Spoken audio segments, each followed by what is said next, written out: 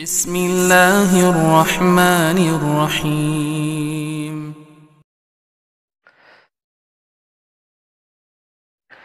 Bagaimana mengetahui seorang itu berperilaku atau mempunyai pemikiran hizbi agar terhindar darinya?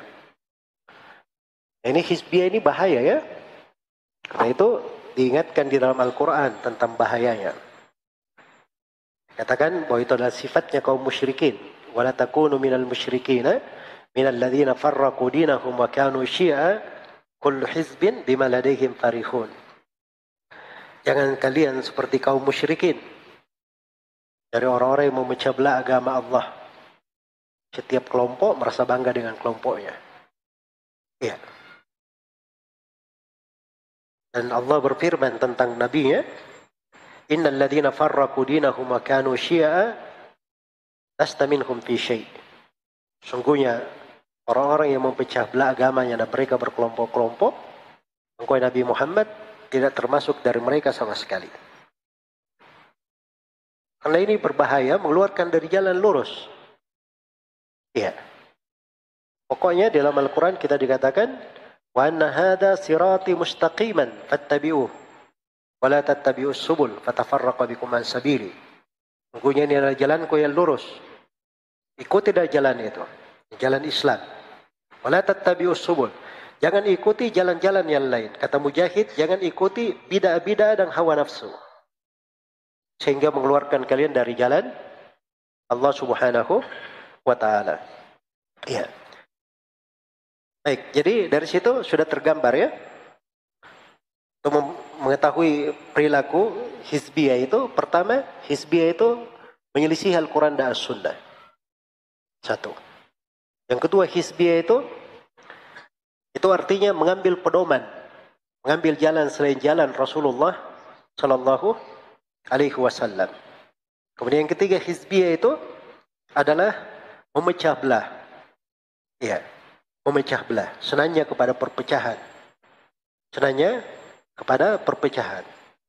Kemudian yang keempat, hizbiyah itu adalah berpaling dari ilmu yang lurus, dari petunjuk yang lurus.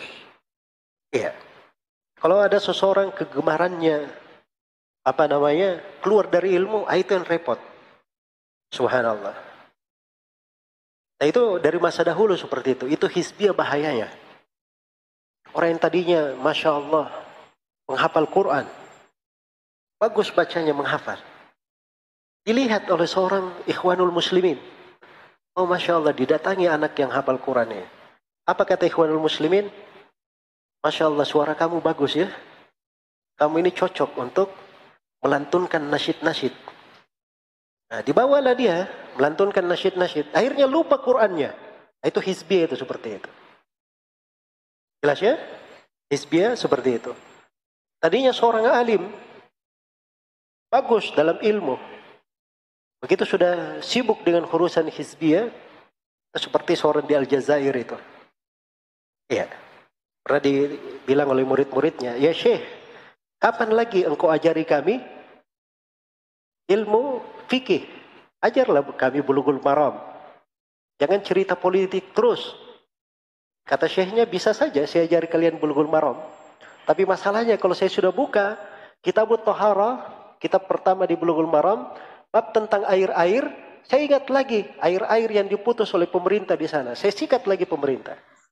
Ya. Nah, hizbiyah seperti itu. Jelas ya? Selalu menjauhkan dari ilmu, dari kebaikan. Ya. Sama kemarin itu, na'udzubillah.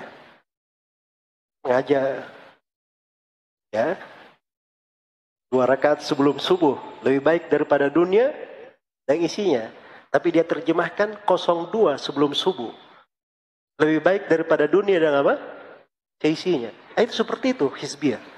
Mana pula ada bahasa Indonesia 2 rakaat sebelum subuh ditulis 02 sebelum subuh.